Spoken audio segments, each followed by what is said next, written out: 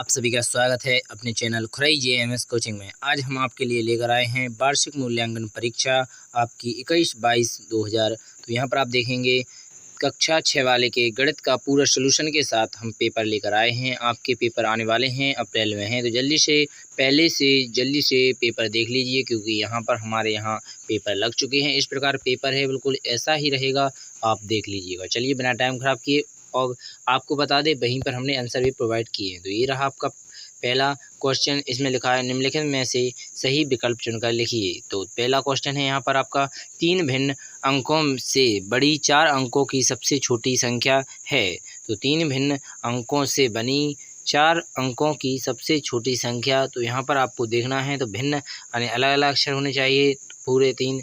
तो यहाँ पर आप देखेंगे सबसे बड़ी आकृति 3 भिन्न है, तो देखो 0 0 भिन्न है, 1 अलग है, 2 अलग है। तो यही है सबसे छोटी 4 अंकों की संख्या। आशा करेंगे अच्छी तरह से समझ में आ गया होगा। चलिए नेक्स्ट क्वेश्चन पर चलते हैं।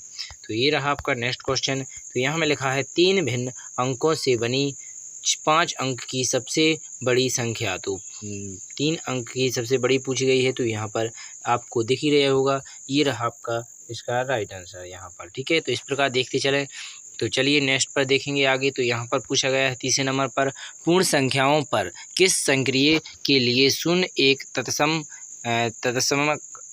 अवयव है। तो यहाँ पर आपको उसको बताना है। तो इसका क्या रहेगा आपका योग। तो इसका यहाँ पर आपको दिख ही रहा होगा, वैसे हमने नीचे प्रोवाइड किए हैं, आप देखते चलें।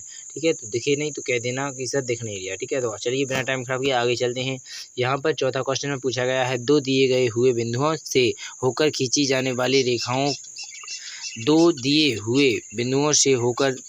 जाने वाली रेखाओं की संख्या है। तो कितनी होती है, 1। 2 बिंदु, अगर 1 2 बिंदु हो गए, यहाँ से यहाँ तक मिलेगी तो कितनी रहेगी, 1 ही रेखा होगी। अगर एक बिंदु से कितनी खींची जा सकती है, तो अनंत खींची जा सकती है। पर 2 बिंदुओं के बीच से जाने वाली 1 ही रेखा खींचिए, क्योंकि रेखा सीधी जाती है, टेढ़ी थोड़ी ना जाती है। तो चलिए नेक्स्ट क्वेश्चन को देखेंगे।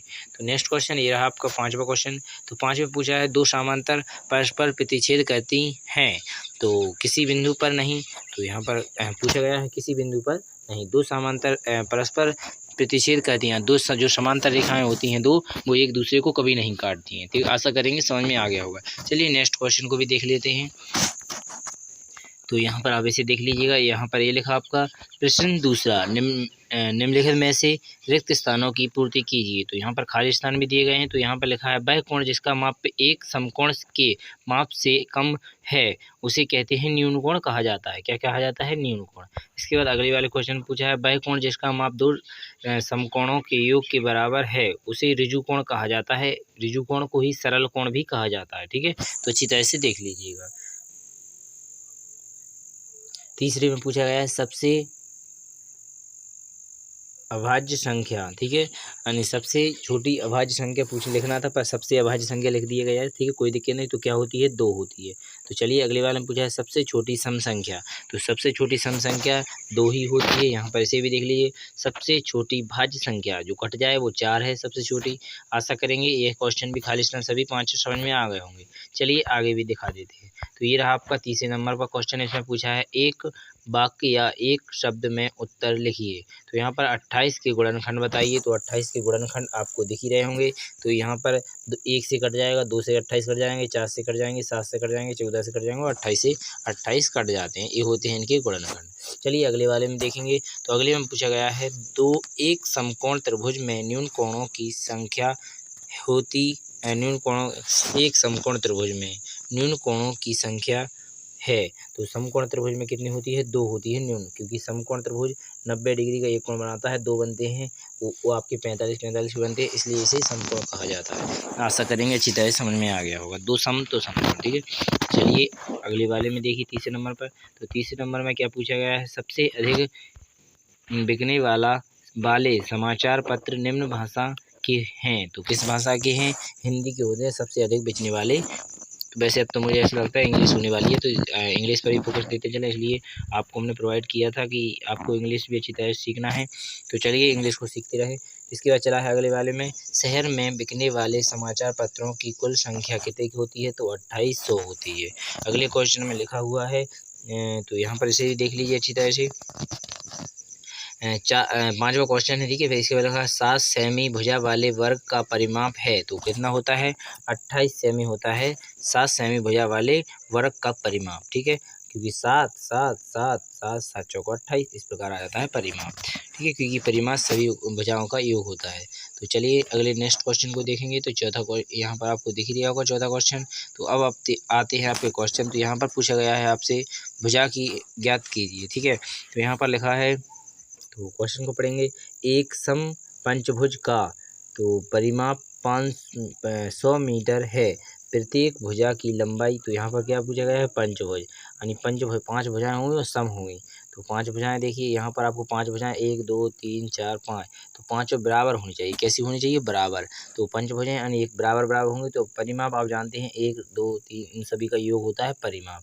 तो एक को क्या, तो कितनी है 5 है, तो 5 का भाग दे दीजिए 100 में, अपने आप आ जाएगा आपका। तो 5 दूनी 10, आंसर कितना आ गया आपका 20, इसका राइट आंसर हो जाएगा। यानी एक भुजा कितने की है 20 की होगी आपकी एक भुजा। आशा करें अच्छी तरह समझ में आ गया होगा। चलिए नेक्स्ट क्वेश्चन को अथवा का आप कर ही लेंगे। तो क्या बताना है, चलिए नेक्स्ट वाले को देख लीजिएगा। अनुपात पूछा गया है। एक कक्षा में 20 लड़कियों और 15 लड़के हैं, अनुपात ज्ञात कीजिए। तो 20 अनुपात 15, 5 से काट देंगे, 5 चौको 20, 5 तिया 15 यानी 4:3 इसका राइट आंसर हो जाएगा। चलिए नेक्स्ट क्वेश्चन। तो ये रहा आपका अगला क्वेश्चन। तो 6वें नंबर पर इसे देख लीजिए अच्छी तरह से। अगर जो भी डाउट हो पूछ लीजिएगा। ऊपर का भी देख लीजिए, नीचले का, दोनों में से कोई भी देख सकते हैं। तो यहाँ पर लिखा है 150 डिग्री कस के कोण की रचना आप किस प्रकार करेंगे। तो अगर 150 की आपको रचना करना है कोण की, तो किस प्रकार करेंगे। या फिर लिखा है 115 की कोण की रचना आप किस प्रकार करेंगे। तो आपको रचना करनी है, तो हम जानते हैं एक ही रेखा पर बने कोणों का योग 180 होता है। तो आप इसी हिसाब से आप बना लेंगे। तो यहाँ पर ये हो जाएगा आपका 15 का। या आपको अगर 150 का बनाना है तो इसे आप इस तरफ कर दीजिए। अगर 150 का बनाओगे तो आपको बताना पड़ेगा 150 के लगभग का। तो 150 के लगभग कैसे बता देंगे। अगर आपको 15 का बताना है तो इसका भी यहाँ पर बता दीजिए। 15 का 15 15 30 हो जाएगा, पूरा 180 हो जाएगा। इस प्रकार आप रचना कर सकते हैं, अपने हिसाब से भी देख लीजिएगा, ठीक है। अगले क्वेश्चन में लिखा है 7वें में 3.2 सेमी त्रिज्या का एक वृत्त खींचिए, ठीक है। तो यहाँ पर ये इसे कहते हैं त्रिज्या, ठीक है। तो इससे एक वृत्त खींचना है, तो ये बन गया आपका वृत्त, ठीक है। ये आपका केंद्र है, बस खींचिए। तो यही बनाना था, तो ये यहाँ पर ये खींच गया है। तो बताइए अब क्या बताना है, कुछ नहीं बताना था, ये इतना ही बताना था। इसमें पूछा गया है कि एक ही केंद्र क्यू लेकर 4 सेमी और 5 सेमी त्रिज्या वाले 2 वृत्त खींचिए। तो यहाँ पर एक क्यू मान लीजिए इसे, एक त्रिज्या इसकी 4 मानकर तो यहाँ पहुँच जाएगी, इसका वृत्त बन जाएगा। एक त्रिज्या आपको यहाँ पर 2.5 माननी पड़ेगी, तो आपका एक वृत्त बन जाएगा। इस प्रकार आपके दोनों वृत्त कंप्लीट हो जाएंगे। दो में से कोई भी कर लीजिएगा जो आपको इच्छा हो।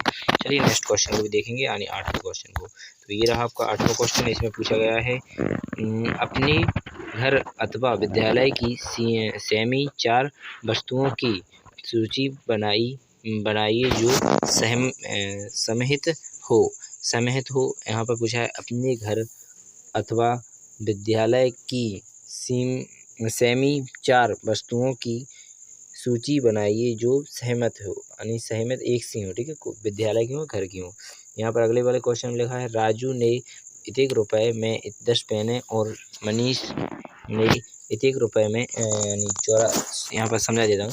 ये 150 रुपये में 10 पेनें खरीदी हैं और यहाँ पर 84 रुपये में 7 पेनें खरीदी। ज्ञात कीजिए कितने पेन सस्ती खरीदी, किसने पेन सस्ती खरीदी। तो एक पेन का मूल्य यहाँ पर कितना आ गया 15, एक मूल्य यहाँ पर कितना आ गया 12, यानी इसने 12 ही खरीदी, इसने 12 ही खरीदी, इसने 15 की। तो किसने सस्ती खरीदी, मनीष ने सस्ती खरीदी। आशा करेंगे आपको यहाँ पर समझ में आ गया होगा।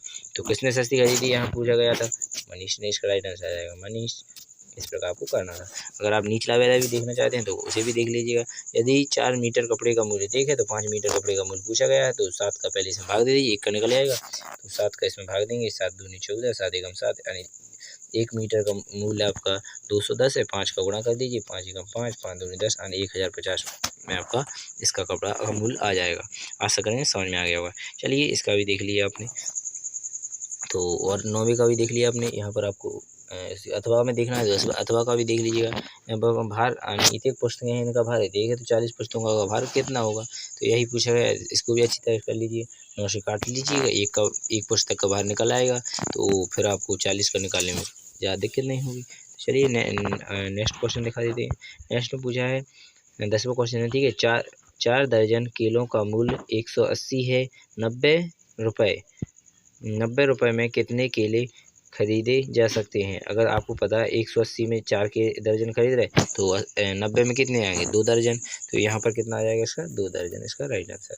अगले में पूछा है हामिद और अख्तर ने 1 घंटे में क्रमशः 9 और 12 किलोमीटर दूरी तय की। रहम की चालों का अनुपात ज्ञात कीजिए। तो 9:12 3 से काट दीजिए, 3 त्रिका 9, 3 चौका 12 यानी 3:4 इसकी चालें अनुपात हो जाएंगी। चलिए नेक्स्ट क्वेश्चन को देख लेते हैं। तो यहाँ पर ये रहा आपका नेक्स्ट क्वेश्चन। तो नहीं, यहीं पर आपका पेपर समाप्त हो जाता है। अगर आपको कोई भी डाउट हो या कुछ भी समझ में ना आया हो पेपर में तो पूछ सकते हैं। सभी बच्चों के लिए धन्यवाद। आशा करेंगे सभी को अच्छी तरह समझ में आ गया होगा। जिसको भी डाउट हो तो पूछ लीजिएगा। धन्यवाद।